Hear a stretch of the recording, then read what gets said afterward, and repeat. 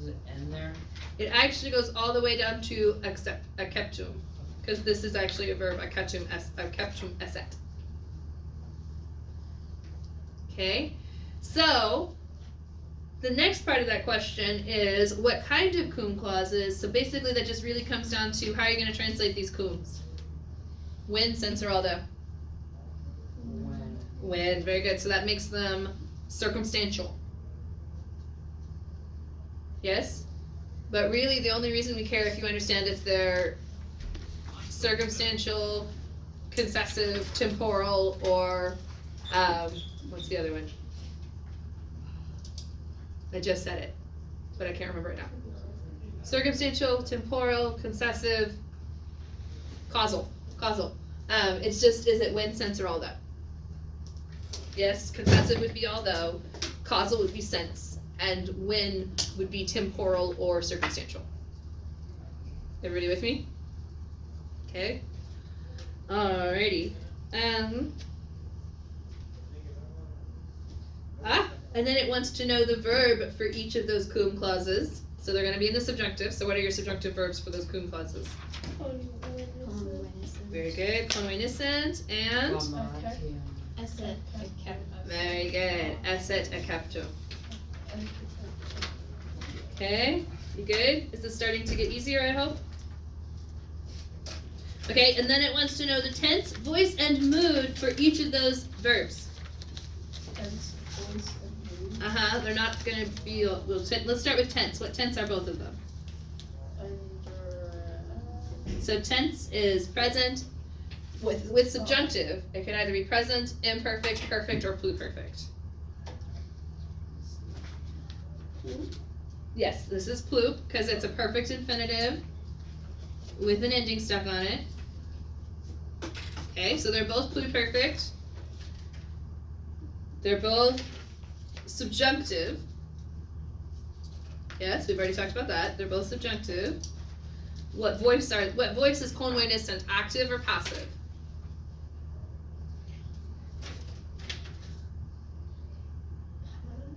So when you're in pluperfect, the question is it one word or two?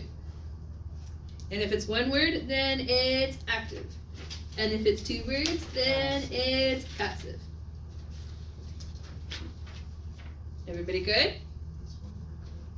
Do it. It's one word. It's one word. Convoinicent. So convoinicent is active and eset akeptum is passive. Okay.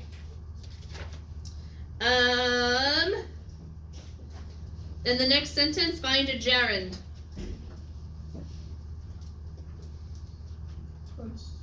Bene, yes, consulende is your gerund. How do you know it's a gerund and not a gerundive?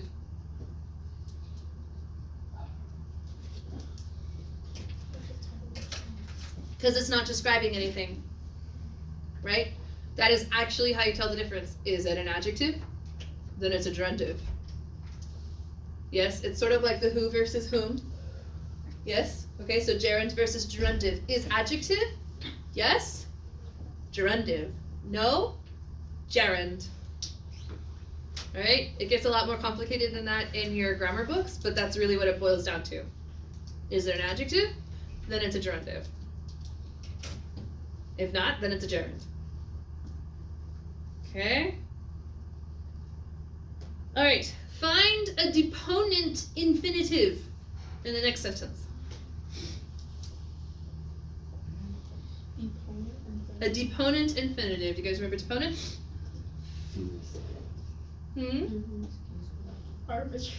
Arbitrary is correct. So that's a deponent infinitive. What is it? What's weird about deponents?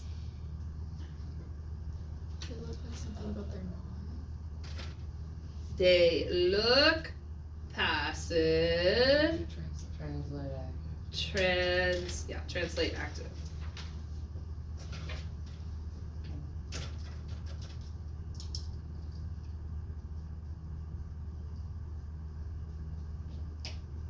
Okay.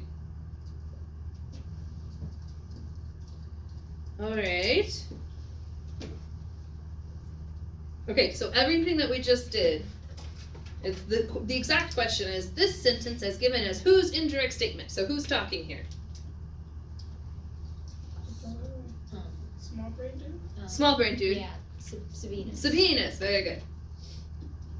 Alright, so all of this is Sabinus Titurius. Yes? Okay. Ooh, from what verb does profectum come?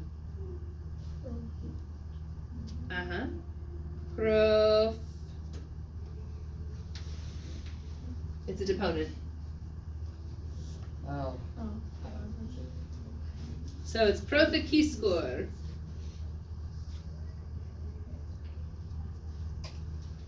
Okay, it means to set up. Proficiscor. You guys okay? Okay. Okay, so consulium, where'd it go? Consulium fuisse capturos is an idiom. Any idea what it means? So it literally says to have been about to capture a plan, but what's the idiomatic way that we would translate that? What do we do in English? Do we capture plans? What do we do with plans? We make plans or we form plans. Yes? Okay? So in the Roman mind you capture a plan. Yes? But in the English mind we make a plan or we form a plan. Okay? Everybody good? So it's not actually idiomatic in Latin, it's idiomatic in English. Like it doesn't translate. Exactly. Everybody with me? So fuisse capturus, they have been about to capture, fuisse capturos, they have been about to capture a plan. But in English we would say they have been about to form a plan. Okay, or to have been about to form a plan. Tanta contemptione. So let's see, form a plan. But that's the idiom. Tanta contemptione. They want to know, give the case and use of tanta contemptione. Let's start with case. Ablative, very good. Okay. So remember, ablative just tells you, all of the names of the ablatives just tell you what's happening. Yes? So tanta contemptione translates with such contempt. So that would be ablative of, you got means, instrument, manner, ablative absolute, but it's not that. It is manner. Yes? I found there's an ablative t-shirt. There's an ablative for that t-shirt. I'll have to bring it in for you. I thought it was ablative of action, but that sounded wrong, so I didn't say it. Yeah, ablative of manner. Okay. Okay. Nostri, right here. This one. Describes what understood noun?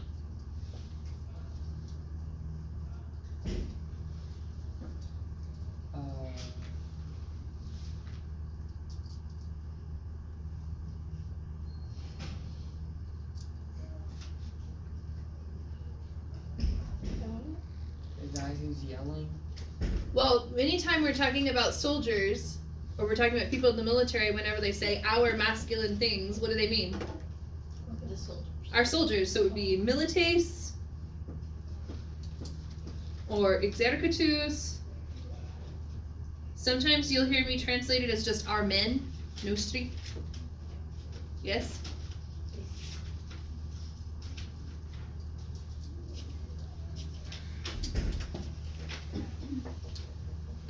Okay, superiores, the question is, right here. The test question is, does superiores refer to quality or to time?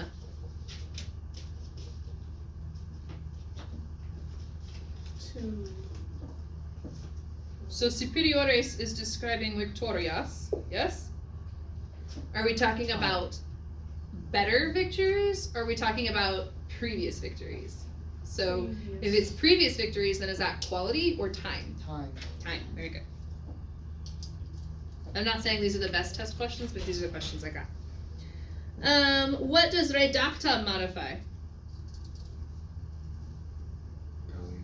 It does, yes, if I can find it. Yes, right there.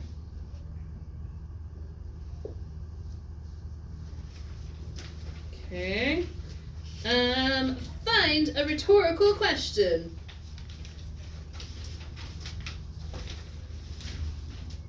This one here that ends in diskin, disday, or That's not the one they're looking for, but that is definitely an answer. The one they're looking for is quiz hoax sibi persuaderet.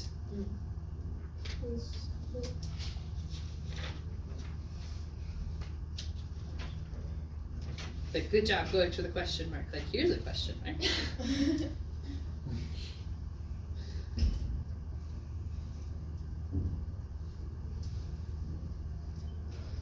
Okay. But this is the one they're looking for.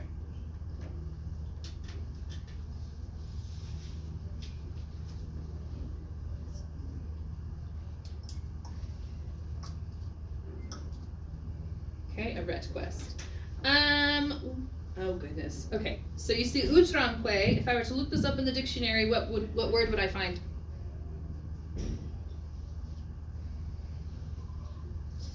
No idea? Utram. Utram, it goes uterque. So this goes uter, utra, utrum. And then just tack que onto the end of it. So when you look it up in the dictionary, it's uterque. Mm-hmm.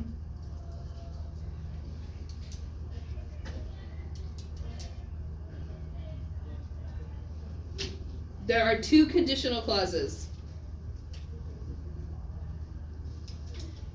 Find the first one.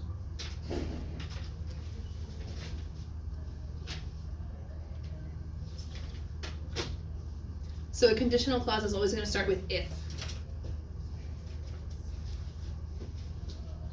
So you're going to start here. Ah! You're going to start with C. And then it's going to go down to Darius. Yes. And then the next one, you're going to start with C, and you're going to go down to your verb, so that's where? There, yes? Okay. What word do unam and positam modify? Salutem. Bene. Okay. What is the antecedent of quo?